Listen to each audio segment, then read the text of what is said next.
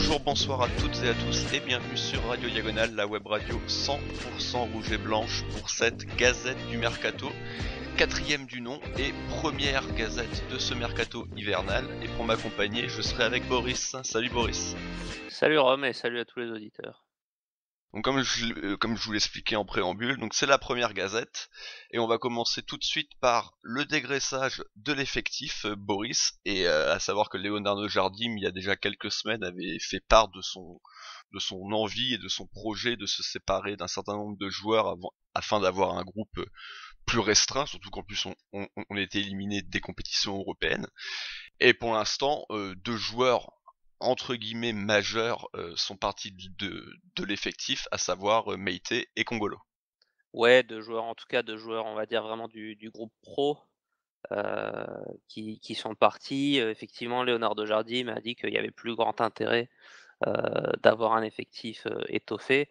Il était peut-être déjà même trop étoffé pour les 4 compétitions, donc avec l'Europe en moins, c'est sûr que ça avait pas grand intérêt. On était quasiment, j'ai compté, à 25 joueurs, on va dire vraiment du groupe pro, même au sens restreint et du coup, ces 2 garçons qui étaient arrivés cet été, qui repartent déjà tous les 2 sous forme de prêt.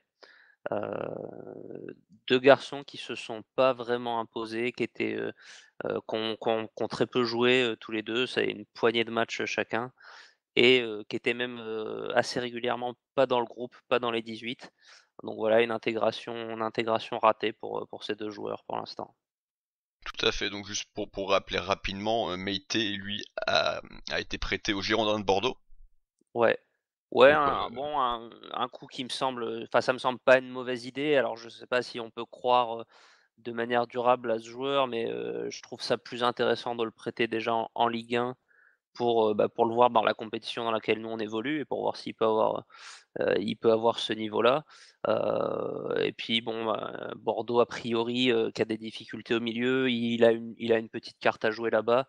Il était oui, déjà titulaire pour le premier match en coupe. Bon, ça s'est pas c'est pas pas très très bien bien passé. passé. Il va retrouver son copain de Zulte Waregem aussi, Lerager. Donc voilà, ça peut être, éventuellement une bonne mise en situation pour lui. On va voir ce qu'il vaut là-bas, quoi. Oui, de toute façon, c'est vrai que Meite, pour le coup, on l'avait vraiment quasiment pas vu. Pour ce qui est de Kongolo, ça avait quand même été un petit peu différent. On l'avait vu un plus sur la fin d'année civile. Il avait été sans être transcendant, il avait été plutôt correct. De toute façon, on reviendra dans un dossier futur dans l'émission sur ce poste de latéral gauche qui va peut-être poser problème. En tout cas, lui, on a décidé de le prêter en Angleterre, dans le club d'Huddersfield. Bon, Ouais, pareil, qu'est-ce que ça vaut? bah, Huddersfield, c'est un promu, mais qui est plutôt, je crois, ils sont aux alentours de la 10e place, hein, qui est pas trop mal classé. Donc bah, à voir quand même quel va être son rôle là-bas. Est-ce qu'il arrive vraiment comme un titulaire ou pas? Pareil, il a déjà joué, en coupe, mais c'était vraiment l'équipe B. Il a joué dans l'axe d'ailleurs. Donc on verra, on va suivre, pour le coup, c'est un peu plus énigmatique, on va dire, pour moi comme prêt parce que est-ce que c'est vraiment ce qui peut lui permettre de trouver de la confiance et de se relancer dans un championnat qui est assez différent? Effectivement, la petite différence que je fais entre Meïté et Kongolo, c'est je pense les 2 sont pas imposés aux yeux de Jardim. Par contre, Kongolo avait peut-être un peu plus de crédit auprès des supporters. Encore une fois, tu l'as dit, sans être transcendant, mais je pense que les supporters le trouvaient pas moins bon, que Georges, voire même supérieur, surtout sur ses derniers matchs. Donc c'était un peu plus surprenant. Par contre, Jardim m'a jamais semblé vraiment convaincu par ce joueur-là. Non, très très clairement. En tout cas, c'est sûr que lui parti en Angleterre dans une petite équipe, donc nous en tant que supporters, on aura forcément un peu plus de mal à suivre ces prochains mois que Meite, qui va jouer en France, donc on va en entendre parler, à moins qu'il ne joue pas évidemment, mais on va quand même en entendre parler un petit peu. Congolo, même si je m'intéresse à la première ligue et toi aussi, pas convaincu qu'on va regarder les matchs de Dorfield non plus. Non, Donc on, pas forcément. donc on aura peut-être quelques infos par-ci par-là, mais ça sera un peu plus compliqué. Et Donc justement, comme je disais, à voir, quel va être vraiment son rôle. oui, Est-ce qu'il arrive comme titulaire ou c'est on va avoir vite la réponse, mais c'est et à quel pas poste aussi. ouais, ouais. Donc pareil, on nous l'avait vendu comme un défenseur polyvalent. Visiblement chez nous, il était plutôt Chez pour nous, être il a joué que latéral. à gauche, ouais. Là, apparemment, il a commencé dans l'axe, donc à voir ce qui va être fait. En tout cas, on peut se poser plusieurs questions sur ces deux départs. les raisons. Est-ce que c'est, comme tu le disais, un simple problème de niveau et que Jardim, entre guillemets, les sanctionne par rapport à ça, ou est-ce qu'on est aussi peut-être sur des problèmes un peu plus extra-sportifs, sur des problèmes d'hygiène de vie essentiellement? Ouais, bah, c'est des rumeurs qu'on filtrait. Alors on n'a pas, je pense qu'on n'a pas de preuves, de certitude, même si, je crois que sur Congolo notamment, il y avait des petits snaps, qu'on tournait ou, qu'il le montrait dans des positions, pas très avantageuses et pas très professionnelles, on va dire. Donc ça, c'est effectivement, je pense, des choses que Jardim, laisse pas vraiment passer et à mon avis, ça a joué dans le fait que ces garçons ne se sont pas du tout intégrés parce que même si ils étaient pas forcément à un très bon niveau, il y en a d'autres dans l'effectif et à qui Jardim, que Jardim fait travailler, à qui il donne un peu plus de confiance. Eux, je crois assez à la thèse il y avait autre chose que le sportif, même si le sportif était déjà pas terrible. Oui, oui, je pense que on peut y croire assez facilement à cette thèse-là. En tout cas, on verra, hein, est-ce que toi tu comptes sur eux dans le futur ou pas? Est-ce que, enfin déjà moi je vais donner mon avis rapidement, je pense vraiment que Congolo peut revenir au club. J'ai plus de doutes sur Maïté, surtout qu'il a eu des déclarations un peu dures, on peut dire, enfin, entre guillemets dures sur Jardim, sur la manière dont il a été traité. Donc si on part du principe que Jardim reste en poste, je vois pas trop ce joueur revenir la saison prochaine. Ouais, ouais, de manière rien que sur le niveau Meïté, j'ai un peu du mal à l'imaginer. J'ai l'impression qu'il a pas tellement lui le On l'a très pas haut vu. niveau. On l'a pas vu non plus vraiment assez pour le juger, enfin c'est compliqué quand même. Non, mais après, c'est un joueur qu'on a vu qu'en Belgique quoi, au très haut niveau pour Oui, l'instant et qui est jeune encore, mais qui est pas non plus, tout jeune. Heu, Congolo, pareil, moi j'ai enfin, en fait, je pourrais l'imaginer en joueur de rotation dans l'effectif, notamment de par sa polyvalence. J'ai du mal à l'imaginer, en tout cas arrière gauche, titulaire, stable d'une équipe comme l'AS Monaco, ou alors ça serait vraiment par défaut. Voilà, je l'ai pas trouvé forcément très à l'aise dans ce rôle. Après voilà, être une sorte de couteau suisse à la Radji, pourquoi pas? on verra bien en tout cas, vous en avez parlé pendant le dernier club Mounegou et c'est vrai qu'au final le mercato d'été a été un petit peu décrié, même si malgré tout sur les prestations dernières, Keita Baldé semble commencer à donner satisfaction. Donc sans rentrer dans les détails, on peut quand même dire qu'en tout cas ces deux joueurs-là sont vraiment le symbole poussé à son maximum de ce mercato qui, pour le moment en tout cas, est quand même sensiblement un échec, même si encore une fois, Mmh. Keita est en train quand même de montrer des bonnes choses et que Jovetic a surtout été beaucoup blessé. Ouais, bah, le mercato de toute façon, il faudra peut-être un an, peut-être même plus, pour en tirer un bilan définitif. Mais ce qui est sûr qu'on peut noter, c'est qu'il y a quasiment une demi-saison de foutu en l'air, on va dire, parce que l'apport des recrues sur cette demi-saison est quasi nul, à part, Keita Baldé qui a une production statistique assez intéressante. Pour le reste, l'apport des recrues est franchement insignifiant sur ces 6 mois. Alors peut-être que certains vont commencer à se débloquer, peut-être que l'histoire va bien se terminer, mais voilà, c'est sûr qu'à date, le mercato est pas franchement satisfaisant et bah, ces 2 joueurs-là, comme tu dis, en sont l'exemple, ils ont vraiment rien apporté à l'équipe, ils ont on a le sentiment qu'ils ont jamais vraiment fait partie de l'équipe, en fait Oui. et leur avenir est vraiment pointillé. C'est quand même des joueurs sur qui à eux 2, je pense qu'il y a à peu près 20 millions d'euros qui ont été investis, donc Oui. c'est quand même une somme vraiment importante. Enfin, je pense qu'il y a, au moins 15 équipes de Ligue 1 qui rêveraient de mettre ces sommes-là sur le mercato, sur tout leur mercato. Donc voilà, c'est quand même pas à négliger. Après, on sait qu'on tape souvent dans du gros volume et en espérant que, ne serait-ce que si 2 ou 3 des joueurs qu'on a recrutés cet été, explosent, ça compensera tous les autres. Oui, puis malgré tout, je suis pas convaincu qu'on puisse pas, si on les vend dès cet été, qu'on puisse pas les revendre à peu près au même prix, hein. Avec l'inflation du marché des transferts, moi ça m'étonnerait pas qu'on puisse les Oui, revendre. c'est pas 20 millions de perdus de toute façon Voilà. pour le moment, c'est sûr. Et C'est c'est pour ça que c'est bien d'avoir réagi et de pas les avoir laissés non plus au placard pendant 6 mois, quoi, parce que c'est pas faux. là, tu peux que perdre de la valeur, donc bon, si C'est pas faux non plus. Bon bah voilà, je pense qu'on a fait le tour sur ces deux cas. Alors, rapidement également dans le dégraissage, même si là pour le coup on s'éloigne un peu plus du groupe professionnel, en tout cas du groupe vraiment fixe, il y a Ndinga qui vient de se faire prêter à Quevilly-Rouen. Voilà, je sais pas si t'as quelque chose à rajouter dessus. Non, bah, c'est un joueur qu'on avait vu deux trois fois, sur le terrain la saison dernière, un jeune arrière droit qui avait pas forcément été très brillant, qui est pas si jeune que ça non plus d'ailleurs, je crois qu'il a déjà 21 ans, qui a eu quelques blessures. Donc Oui. voilà, 21 ans, se retrouver en Ligue 2, c'est quand même pas très encourageant. Je pense que c'est un joueur qui a pas d'avenir chez nous. Après, on peut lui souhaiter d'avoir un avenir, dans le monde pro quand même. Et enfin Jonathan Mexique qui était prêté au Cercle de Bruges, et son prêt a pris fin. Je sais même pas s'il est vraiment rentré sur Monaco. En tout cas, il a été prêté tout de suite à Tours. Alors, est-ce qu'il était passé entre-temps un petit peu par la Turbie? C'est une réponse que je n'ai pas, mais voilà, encore une fois, c'est pareil. Là, on est loin du groupe Ouais, c'est professionnel, c'est c'est mais anecdotique, voilà. lui, je pense qu'on l'a même jamais je suis même pas sûr qu'on l'ait vu, apparaître en pro et il a eu pas mal de prêts aussi. Je crois qu'il était au Red Star, il me semble, la saison dernière donc Oui, pareil, un joueur, je pense qu'il n'a absolument aucun avenir chez nous, bah, voilà, c'est des gars qui ont été formés chez nous, donc on leur souhaite de rebondir, mais oui, oui. c'est pas des gars qu'on verra sous le maillot monégasque. Maintenant, on va parler de la suite de ce dégraissage, parce qu'a priori, peut s'attendre encore peut-être à un ou deux départs, et là je vais encore une fois on va bien parler du dégraissage de l'effectif, hein. On parlera plus tard peut-être des Ouais. potentiels départs de joueurs très importants. Dégraissage, c'est vraiment enlever le gras, quoi, Voi- c'est voilà, c'est superflu. c'est exactement C'est ça. pas on compte pas le muscle.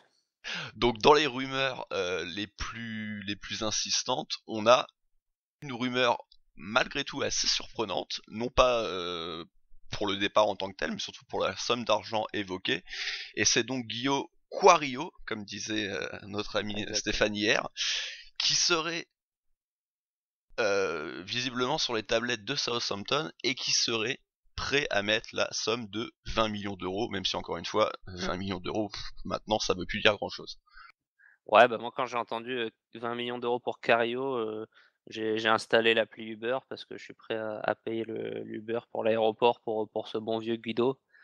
Heu, Tu disais rumeur, insistante ou quelque chose comme ça, c'est un peu généreux dans le sens où c'est la rumeur la plus insistante qu'il y a eu, mais c'est pas non plus, Oui, on a vu deux trois évocations, mais ça a pas l'air non plus d'être encore à un stade très avancé. Mais voilà, on n'a pas non plus grand chose à se mettre sous la dent, donc effectivement, le reflet, j'imagine, de quelques bonnes prestations, sur ces dernières semaines, quelques buts. Southampton, je crois que c'est aussi une équipe qui est un peu en difficulté dans son secteur offensif en Angleterre et puis, bah, comme on l'a déjà dit, les prix là-bas veulent plus forcément dire grand-chose, mais c'est vrai qu'on faire une plus-value sur Cario pour, au vu de ce qu'il a montré chez nous, pendant ces 2 saisons et demie, ce serait assez prodigieux. Là, c'est même, enfin, c'est fois 2, je sais pas, on l'avait acheté dans les 10-12 millions, il me semble. ça devait être dans ces eaux-là, oui, Donc, peut-être un poil moins, j'aurais dit 8, comme ça de ouais, tête, ouais, j'aurais dit peut-être 8, mais entre bon. 8 et 12, quoi. Ouais, voilà. Mais enfin bon, en tout Donc, cas, après, bah, le débat est ouvert dans le sens où il commence à se rendre c'est un joueur qui commence à se rendre utile, bah, c'est ça le problème. qui qui met des buts assez importants. Maintenant, moi, je verrais franchement, hein, je le dis, pas ça d'un mauvais œil qui parte, dans le sens où je pense que c'est un garçon qui même il est pas inutile, a pas le niveau globalement heu, de d'une équipe qui joue le haut du tableau en Ligue 1. Et donc, bah, quand tu une même s'il peut se rendre utile, quand tu as une offre de 20 millions pour un joueur comme ça, encore une fois 20 millions pour un club comme nous, c'est une somme qui est pas négligeable. Donc voilà, moi je cracherai pas dessus et puis, vu que le dégraissage, Jardim me parlait d'aboutir à un groupe de 18, là j'ai fait le compte, j'ai encore 22 joueurs à peu près sous le nez donc, s'il y en a qui doivent partir, moi ça me dérangerait pas que ça soit Cario qui soit dedans. Par contre, moi, je pense que Jardim compte sur lui, je pense qu'il l'aime bien, donc je suis pas sûr qu'on ouvre la porte si facilement que ça. Puis je suis assez d'accord avec toi. Maintenant, bah, t'as fait le compte, on serait donc à 22 joueurs, même si on n'arrive pas vraiment à 18, mais qu'on arrive à réduire encore 2-3 joueurs, grand maximum peut-être. C'est clairement quand même, je pense, plus sur le secteur offensif Ouais. qu'on a du monde, que ça soit sur les ailes, au milieu de terrain ou vraiment devant, parce qu'il y a également cette rumeur qui traîne depuis déjà un long moment de peut-être Almami Touré qui justement n'a plus trop sa place chez nous, qui reste une grosse déception. Et pareil, des clubs anglais seraient sur lui. On en a longtemps parlé aussi à l'Olympique de Marseille, mais moi pour le coup, je serais un peu plus dérangé au sens que c'est bien beau qu'ils partent, mais derrière, pour le coup, il y a personne, quoi. Ouais, c'est moi pareil, je crois qu'on en a parlé quand on faisait le bilan de mi-saison. Moi, c'est un joueur, je serais assez tenté d'ouvrir la porte à son départ parce que je crois que c'est un joueur qui stagne, qui est un peu qui me semble en bout de piste chez nous, qui progresse plus et même qui régresse et qui perd un peu de valeur et du coup, je serais pas forcément contre lui ouvrir la porte. Par contre, bah, ça veut dire que il faut aller recruter derrière Oui. un arrière droit, sachant que c'est aussi un joueur polyvalent. Alors on l'utilise très rarement dans l'axe, donc est-ce que ce serait une perte dans ce secteur-là? Je sais pas. Mais à minima, une doublure à Sidibé qui est quand même souvent blessé. On se retrouve là, on a que 6 défenseurs aujourd'hui. On même si, il y a des joueurs polyvalents comme Fabio Ndoram qui peuvent dépanner, mais voilà, on est un peu en flux tendu, on va dire, sur cette zone-là, donc s'il y a une bonne offre, c'est pas dit qu'on n'écoute pas, mais je pense que c'est pas, le joueur qu'on vise à vendre en priorité. Et bien donc justement, tu me lances. Pour toi, qui faut-il ou qui pense-t-il, enfin penses-tu plutôt, euh, peut faire partie justement de ces 3-4 joueurs concernés par ce dégraissage? Bah, donc je t'ai dit, moi j'avais 22 joueurs. Il y en a 2 pour moi qui sont un peu en retrait du de dans ces 22, surtout pour des raisons de blessure, c'est Bosquilla et Adama Traoré. Je pense des joueurs sur lesquels le club compte plus ou moins, mais sur lesquels on a du mal à s'appuyer parce qu'ils ont une santé très fragile, ils sont assez peu disponibles. Heu, donc heu, donc voilà, c'est pas qu'ils prennent forcément beaucoup de place, mais du coup, est-ce qu'on pourrait envisager pour eux des prêts? Est-ce qu'ils même s'ils reviennent de blessure, est-ce qu'ils vont réussir à trouver leur place maintenant dans cet effectif? Ça me semble compliqué. Donc en même temps, c'est pas forcément les joueurs qui vont être les plus attractifs non plus. Même s'il me semble avoir lu, un truc comme quoi Saint-Étienne pourrait être intéressé par Adama Traoré. Mais bon, je pense qu'on pourrait éventuellement leur trouver des points de chute en prêt. Je sais pas déjà toi ce que tu penses de ces 2 joueurs-là? Bah oui, je suis assez d'accord. Bouchilla, faut se rappeler qu'il avait pas été loin de partir à Nantes, il y a pas si longtemps que ça. Et au final, on avait décidé de le garder. C'est un joueur moi que j'aime bien, mais c'est vrai qu'on ne l'a pas vu encore Mmh, cette année. Que c'est compliqué, ça va de se faire un avis. Traoré, pour le coup, on l'a très peu vu, mais les rares fois où on l'a vu, il avait été quand même ouais, plutôt très à son ça aise. s'est vu. Donc c'est un joueur très intéressant, mais comme tu l'as dit, au niveau des blessures, c'est Abu Dhabi quoi, c'est une Ouais. blague quoi. Il est constamment blessé. Donc c'est sûr que si on doit impérativement réduire ce groupe, penser à eux deux quand même, ça me paraît quand même plutôt logique. Et du coup pour compléter ta liste, moi je rajouterais, même si hier il a été plutôt, enfin avant-hier pour vous auditeurs, il a été plutôt à son avantage. Je pense que le prêt de Diakabi pourrait lui faire énormément de bien et également. Ouais, un petit prêt en Ligue 1, après, c'est un joueur qui m'a pas forcément convaincu. Bon, je vais pas changer non plus complètement d'avis sur le match d'hier. Ce qui peut changer un petit peu la donne, c'est ce passage en 4-2-3-1 et le fait que si Lemar va dans l'axe, heu, faut trouver quelqu'un pour occuper ce flanc gauche et personne se dégage forcément jusqu'à maintenant. Il y a de la quantité, il y a Guézal, il y a Lopez, il y a Baldé, mais personne s'est forcément imposé. Lui, c'est un rôle qu'il a tenu déjà quelques fois. Donc est-ce que ça peut redistribuer les cartes? Je sais pas. Heu, je pense qu'un prêt en Ligue 1 dans une équipe, milieu de tableau serait pas forcément une mauvaise idée.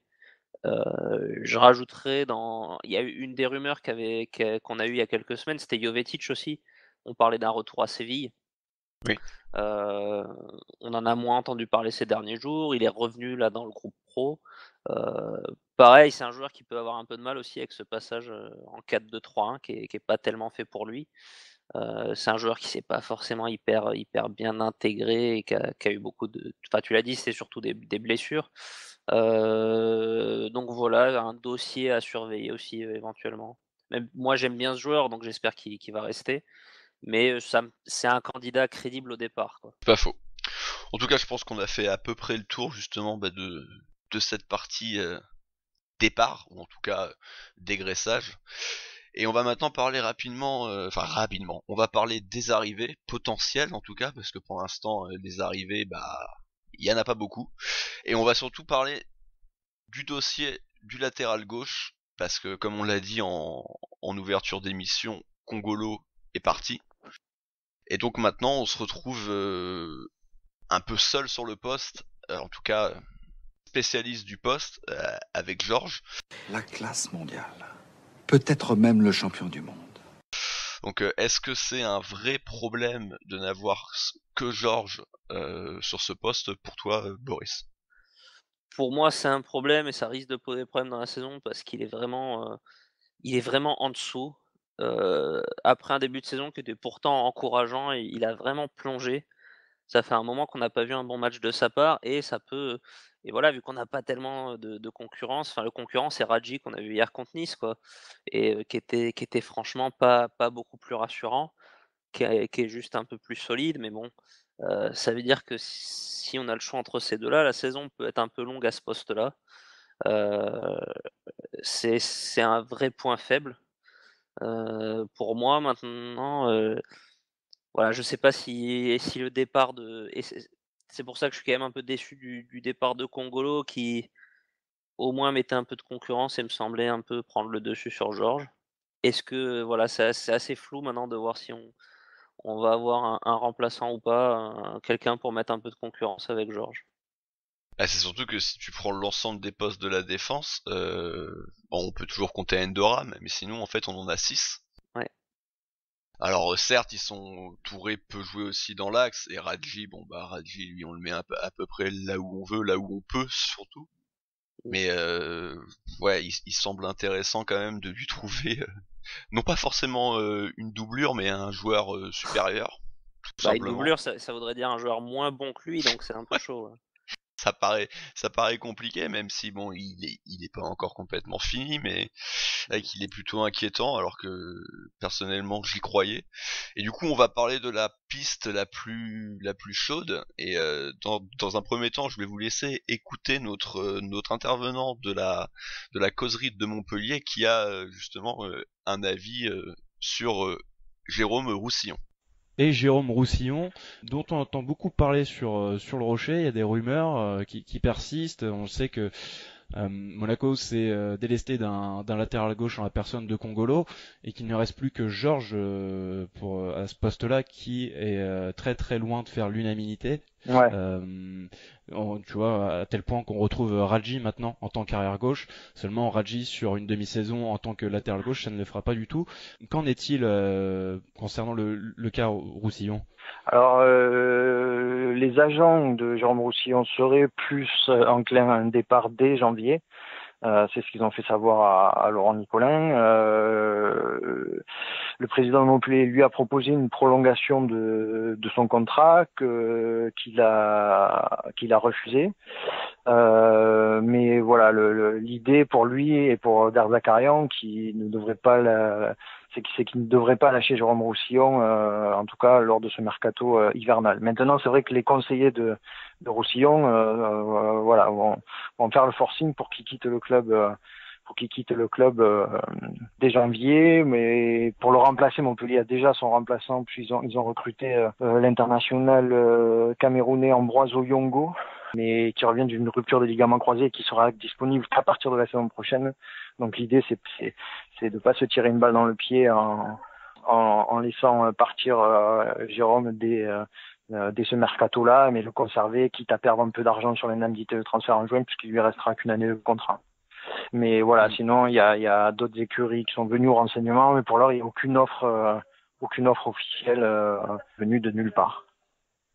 D'accord. En France, tu disais Lyon et Marseille, c'est ça? Et puis un petit peu c'est ça, Lyon Espagne. Et Marseille, et deux clubs espagnols, le FC Séville et Valence. C'est vrai que ce serait également la perte d'un cadre, hein. Ça fait longtemps tout de même qu'il officie du côté de Montpellier. Ouais, ça Juste, fait tu pouvais partie des... nous dire, Je t'écoute, pardon, je oui, t'ai si tu coupé. pouvais juste nous dire, non, il y a pas de problème, nous dire ses points forts. Bah, ouais, c'est son point fort, c'est son coup de rein. Il est capable souvent, en étant arrêté sur 3-4 mètres, d'exploser. Et voilà, c'est un joueur qui est à droite techniquement, mais qui fait toujours plus ou moins les mêmes choses, c'est-à-dire pousser son ballon extérieur pied gauche et puis déborder comme un ailier, quoi, comme les ailiers de l'époque. Et sur 4-5 mètres, il a une capacité à démarrer qui laisse souvent sur place tous les adversaires. C'est comme ça qu'il fait énormément de différence sur son couloir gauche.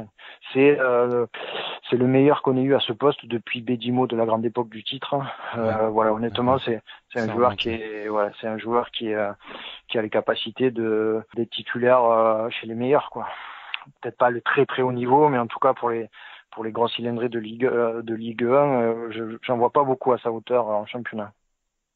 Le profil là, que tu viens de me décrire, moi ça me fait penser, toute proportion gardée, à Benjamin Mendy qui lui aussi athlétiquement était impressionnant et savait faire la différence sur 3-4 mètres et manger vraiment la ligne pour centrer pied gauche. Ouais, c'est ça. C'est un peu le même profil de joueur, mais bon, Benjamin Mendy là, il est quand même un cran au-dessus, quoi. Il est dans les hautes sphères ouais, maintenant. il est stratosphérique quand même au niveau de la qualité des centres, etc. Voilà, il manque encore un peu à Jérôme cette qualité technique La sur justesse, la dernière passe, quoi qu'il en a distribué pas mal. Il a distribué pas mal de caviar cette saison-là. Après, il pêche un peu défensivement, mais bon.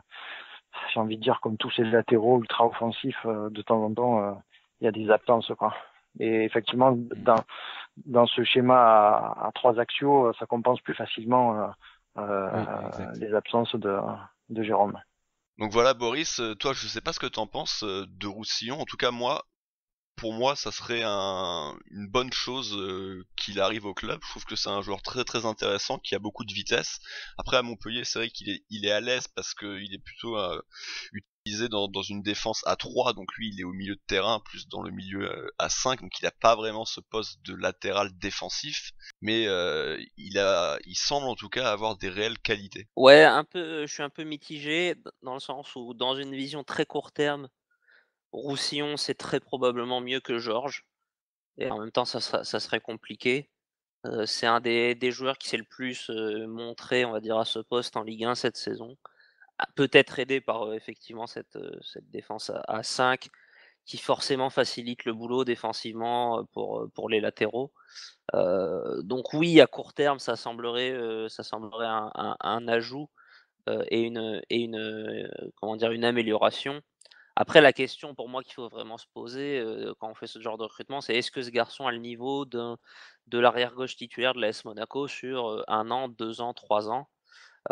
Et là, on peut avoir un peu plus de doutes dans le sens où c'est un joueur qui a pas côtoyé le très haut niveau, qui a qui est pas si jeune que ça, il a déjà 25 ans, heu et qui joue à Montpellier, qui est très bon à Montpellier, mais voilà, il y a plein de joueurs comme ça qui sont bons dans des clubs moyens et qui sont incapables de passer le cap ne serait-ce que d'un Lyon, d'un Marseille, d'un Monaco. Donc voilà, moi je suis incapable de dire s'il a ça en lui. Donc voilà, un petit peu, un peu mitigé. En même temps, c'est un peu le Monaco, on le sait, va pas recruter non plus Jordi Alba ou Marcelo, mais on a plus l'habitude d'être sur des profils un peu plus jeunes pour ce genre de référence, et donc des joueurs qu'on va revendre à 23, 22, 23, 24 ans. Là, il en a déjà 25, donc voilà. Après, je sais pas si la piste est vraiment chaude, je crois que Montpellier a une vraie envie de le garder, à voir. Oui, tout à fait. Je suis assez d'accord au final sur ce que t'as dit, mais après quand tu disais s'il a le niveau pour 2-3 ans, de toute façon les joueurs qui ont le niveau chez nous, il reste moins du coup. Justement, tu parlais de Roussillon et du fait que ça pouvait être le type de recrutement qui pouvait apporter quelque chose suite sur le court terme. Donc justement, on va parler de la politique de recrutement à laquelle on peut s'attendre encore une fois, s'il y a réellement un recrutement cet hiver, à savoir, est-ce qu'on peut s'attendre déjà dans un premier temps à ce type de recrutement, et je vous laisse écouter Yann Pecheral, notre interviewé de la causerie contre Nice, et qui lui déjà avait une opinion sur la question. On est dans une période de mercato, tu le sais bien. Si tu avais 2-3 petites infos hein, pour les supporters monégasques qui nous écoutent. Ouais, malheureusement, on l'a dit, alors ça sera pareil pour les supporters monégasques comme pour les supporters niçois. On est dans des mercatos plutôt de dégraissage hein, du côté monégasque et du côté de l'OGC Nice. Jardim l'a dit lui-même. Voilà, il a besoin d'un effectif plus réduit. Il n'y a plus de Ligue des Champions, il n'y a plus de Ligue Europa, donc il a besoin de réduire son effectif. Ça a déjà commencé avec les prêts. À mon avis, voilà, il faut pas s'attendre à autre chose. Hein. Tu veux pas oui, peut-être. Tu veux pas nous rassurer en disant que Georges va pas rester, qu'on va pas avoir seulement Georges en arrière gauche pendant 5 mois quand même. Mais c'est marrant, vous pouvez parler avec les supporters niçois qui, pareil. Mais bon, c'est le cas de plein de clubs et de plein de supporters. Voilà, tout le monde voudrait plus de renforts, voudrait plus de. Je suis pas sûr que le mercato monégasque. Alors, je veux pas prendre la défense des dirigeants ni d'un club ou de l'autre, mais ce sont des mercatos très compliqués. Le mercato de janvier, trouver la perle rare à un poste comme un poste de latéral gauche. Avec un garçon susceptible de s'adapter tout de suite, qui soit libérable par son club, même en y mettant le prix, ça reste quand même un mercato très compliqué le mois de janvier. Et alors c'est vrai qu'on avait l'habitude par contre du côté de l'AS Monaco de voir au mois de janvier débarquer des joueurs pour la saison suivante finalement, un peu comme Georges est arrivé, Jemerson est arrivé. Ça sera aussi intéressant de voir si ce genre de joueur arrive, mais c'est vrai qu'il y a eu beaucoup de chamboulements, beaucoup de changements au niveau de la direction sportive, que Cordon est parti, que maintenant il y a une nouvelle équipe. Voir si ils ont eu le temps de faire les choses et si ils sont dans le même état d'esprit et dans les mêmes objectifs. Je vais pas vous vendre du rêve à vous dire qu'il va y avoir 3 joueurs de calibre international qui vont arriver à l'AS Monaco. Maintenant, les départs, les prêts de Meïté, de Kongolo, c'était une vraie volonté et je pense que c'est bien tout le monde que ça se passe comme ça finalement, et y compris pour ces joueurs-là, même s'ils ont un peu de ressenti, on l'a vu dans certaines de leurs déclarations. Surtout pour Meïté, surtout pour Meïté.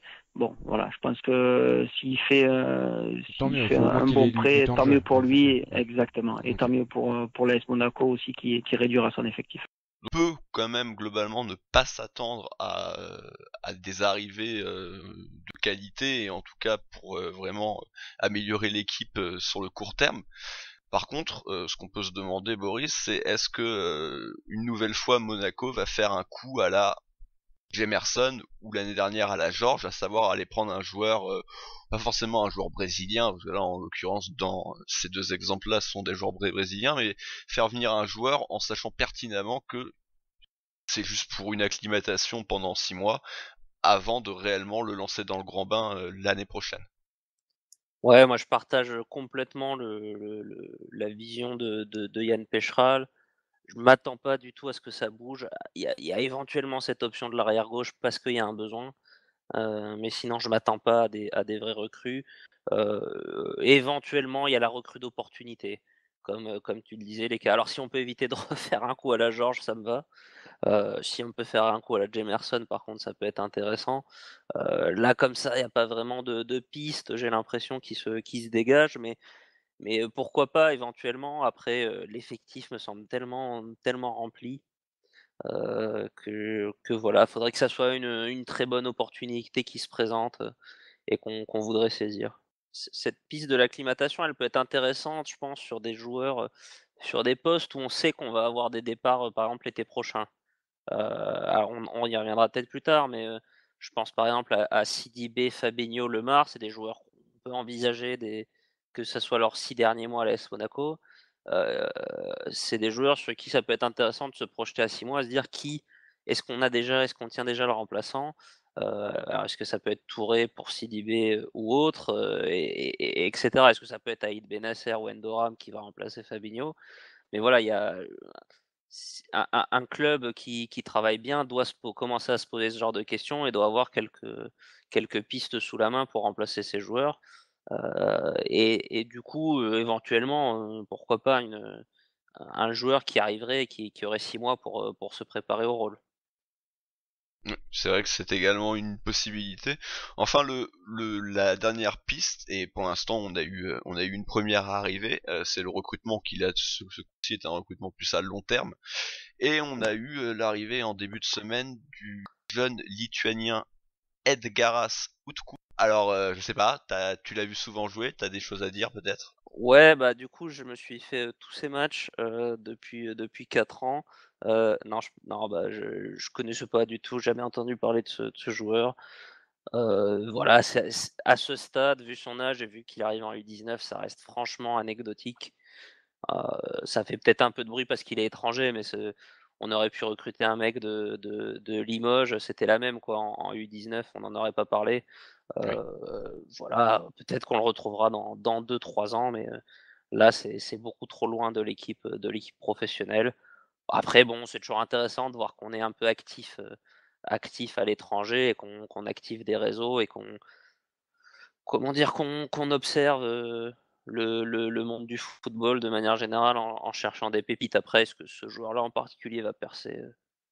Après, c'est ce qu'on se disait aussi avant l'émission, avec tout le respect qu'on doit au football lituanien. Historiquement, quand même, il n'y a pas grand nombre de joueurs connus. Au final, on en est C'est pas arrivé c'est c'est pas le Brésil, quoi. que le plus connu, c'était Jankoskas, c'est ça, qui était passé Ouais. par Nice. Donc un joueur correct, mais en tout cas, ça n'a jamais été non plus une pépite, un joueur vraiment qui même quand il était jeune avait un gros potentiel, et c'est peut-être le meilleur joueur de l'histoire lituanienne. Alors peut-être que vous pouvez dans les commentaires nous rappeler, peut-être que on oublie un illustre ancien. Donc on verra. Écoute, de toute façon, voilà, c'est des joueurs qui explosent à 18 ans comme Mbappé, ça arrive une fois tous les 10 ans, donc certainement si ce joueur-là est amené à évoluer avec nous, ça sera pas avant 3-4 années au minimum. Voilà, bon, je pense qu'on a fait le tour hein, pour les arrivées, étant donné que malheureusement il y a pas grand-chose. Il y a Et pas maintenant, grand-chose, moi ça me semble normal parce que oui, c'est plutôt sain, ça me semble plutôt sain de travailler avec un groupe restreint, suffisamment fourni, mais voilà, l'idée de 18-20 joueurs comme ça me semble largement suffisant. C'est pas bon, je pense, d'avoir trop de joueurs qui traînent et qui ruminent. On n'a pas la qualité, forcément voulue à chaque poste. Maintenant, voilà, il y a la quantité.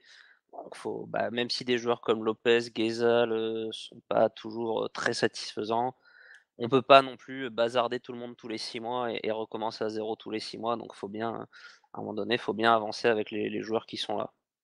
oui, tout à fait. Et on va continuer maintenant avec deux dossiers. Enfin, c'est vrai que toi, tu en as parlé il y a quelques instants et tu rajoutais Sidibé, ce qui est pas complètement faux. Mais les dossiers, bien entendu, Thomas Lemar et Fabinho, dont on va certainement entendre parler pendant 3 semaines. On sait, hein, je pense que c'est acté, c'est acquis pour tout le monde. Tout le monde s'est fait une raison. Ces deux joueurs vont quitter le club en fin de saison prochaine, enfin en fin de saison, Au plus tard. au plus tard. Maintenant, est-ce que tu les vois réellement partir dès cet hiver? Pas forcément, évidemment, ce que tu as envie, bien entendu, qu'on a envie qu'ils restent, et bien entendu que ça serait un énorme coup dur pour l'équipe, même si Fabinho, pas le grand Fabinho, ça reste quand même un joueur de Ligue 1 de très très haut niveau, malgré tout. Mais est-ce que tu penses que même pour eux, en fait, tout simplement, ça serait une bonne idée de partir à ce mercato hivernal? Bah, alors Fabinho, je vois pas j'ai l'impression qu'il y a pas grand chose comme rumeur en ce moment. J'ai l'impression que lui-même s'est fait une raison et qu'il va finir la saison avec nous. J'ai pas l'impression que Paris compte vraiment revenir à la charge pour le moment sur ce dossier-là. Surtout qu'ils Donc, pourront pas l'utiliser en Ligue des Champions, donc ouais. Bon, après, c'est pas forcément toujours un frein. On voit que le Barça a pris Coutinho, par exemple. Moi, comme je l'avais déjà dit, vu la saison qu'il nous fait, et j'ai l'impression qu'il s'est jamais tellement remotivé, ça me dérangerait pas forcément qu'il parte. Après, ça me dérangerait pas non plus forcément qu'il reste. Voilà, les joueurs en concurrence n'ont pas forcément non plus le niveau, donc le problème s'il part, c'est que on se retrouve avec Moutinho, avec Tielemans qui pour l'instant est en reprise, ouais. et avec Endoram. Moi, je Non, mais préfère disons, quand même il le faudrait, Fabinho du début de saison. il faudrait recruter, je pense, si Fabinho Oui, voilà. partait, mais bon. Mais bon, je pense pas que ça se fera, ça m'a pas l'air tellement dans les tuyaux. Lemar, ça peut être plus tendu, parce que, bah, voilà, il y a le départ de Coutinho de Liverpool qui peut faire un peu bouger les plaques. Il y a, côté Arsenal, possiblement un départ d'Alexis Sanchez aussi. En tout cas, c'est une rumeur qui peut agiter le mercato.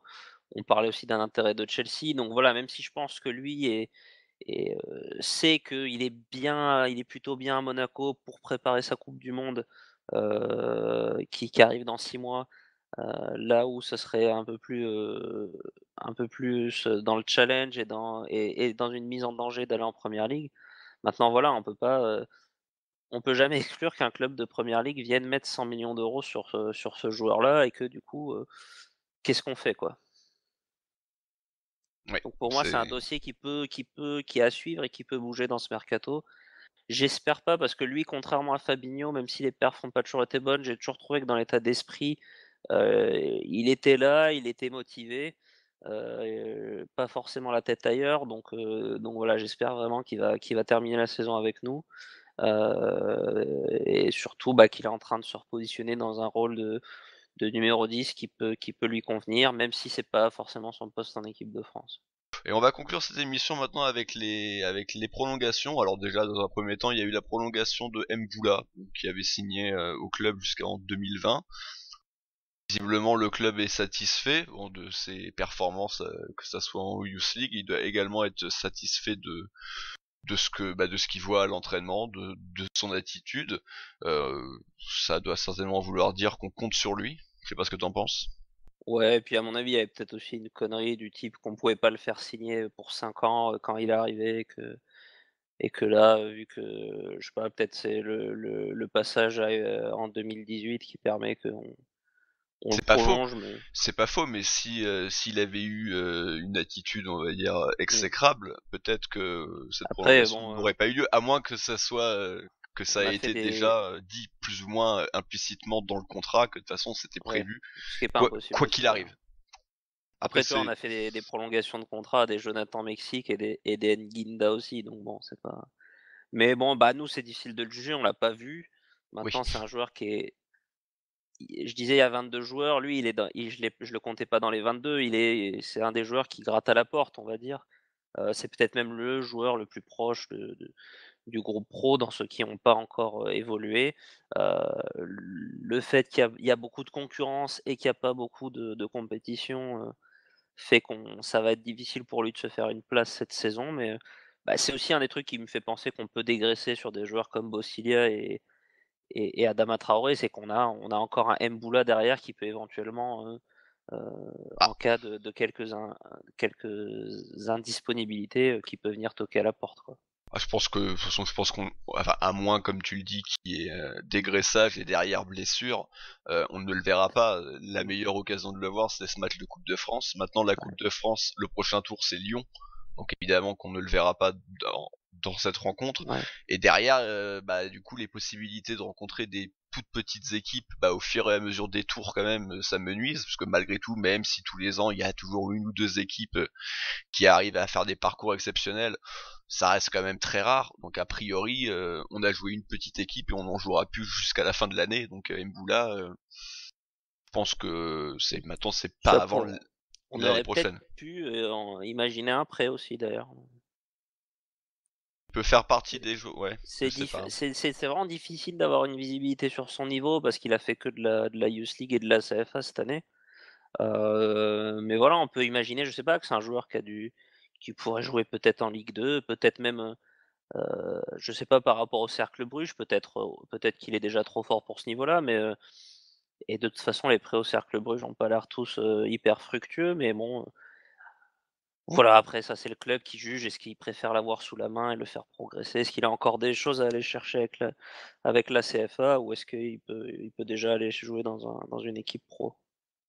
Tout à fait. Et on va finir, pour faire plaisir à Damien, sur son joueur préféré, Moutinho, qu'on sait en fin de contrat au mois de juin. Moutinho, qui au final est celui qui est là depuis la remontée en Ligue 1. Il était arrivé en même temps que les non ronflants Falcao, qui depuis est revenu, mais qui quand même est parti de 2 saisons, que Rames, que Carvalho, que Toulalan. Lui est toujours au club. Il a été constamment annoncé sans jamais trop d'insistance. D'ailleurs, la preuve c'est qu'il n'est pas parti, mais tous les ans on se disait c'est sa dernière année, finalement il aura fait tout son contrat chez nous, et il aurait déclaré qu'il voulait rester, qu'il voulait prolonger. Donc rappelons-le, il a 31 ans, donc ça reste encore plutôt jeune quand même. En plus, il a l'air d'avoir une bonne hygiène de vie, il a un bon physique, il est quasiment jamais blessé pour le coup. Puis, de toute façon, quand tu cours pas, tu peux jouer jusqu'à 50 ans. Ça fera Regarde Thiago plaisir Motta. ça fera plaisir à Damien. Ouais, mais Motta, tu vois, là il commence à être blessé assez Ouais. régulièrement maintenant. Mais oui, Il a donc on toujours peut. été. Moi, je sais pas ce que t'en penses, mais moi j'aimerais bien le voir signer, aller pour 2 ou 3 saisons, quoi. Je pense que ça pourrait vraiment pas faire de mal. En plus, c'est quand même un joueur avec beaucoup d'expérience, avec un palmarès quand même intéressant. Il a quand même remporté l'Euro. Il y a pas beaucoup de joueurs qui peuvent se targuer d'avoir une compétition nationale, enfin internationale du coup. Je sais pas ce que t'en penses, Il y mais a moi je Eder, suis plutôt content. Oui, il y a Eder, oui. Remue Oui, pas le couteau, s'il te plaît. ça me semble être une bonne idée. C'est jamais un joueur qui m'a tellement enthousiasmé, mais il faut quelques joueurs comme ça aussi. On peut pas avoir que des Thomas Lemar, des Bernardo Silva. C'est un joueur qui a de l'expérience, qui a un peu de vécu au club, qui a toujours eu un très bon comportement, qui a pas toujours eu de très bonnes prestations, mais qui, depuis un moment, depuis au moins 1 an est bon, voire très bon. Moi, ça fait 1 an. Ouais. Ouais, voilà, je dirais ça. Donc voilà, c'est un joueur qui a jamais eu vraiment d'opportunité très sérieuse non plus de partir, parce que je pense qu'il avait pas le niveau pour aller au-dessus non plus. Les rares, opportunités, enfin les rares rumeurs qu'il y a eu, c'était pour des clubs d'à peu près le niveau de l'AS Monaco, hein. On avait parlé de Porto, du Zénith Saint-Pétersbourg, et je pense après un joueur libre, Il y avait Arsenal, il y avait la Juve. Même si ouais, Arsenal, est-ce que c'est vraiment plus fort que Monaco? Je suis pas c'est convaincu. pas des rumeurs que j'ai vues moi personnellement, mais Ah, Arsenal, si, mais c'était déjà il y a 2-3 ans. ouais. Mais bon, Du après, coup, voilà, je pense qu'il y a jamais eu d'approche très, très non, sérieuse pour ça par lui, contre, oui.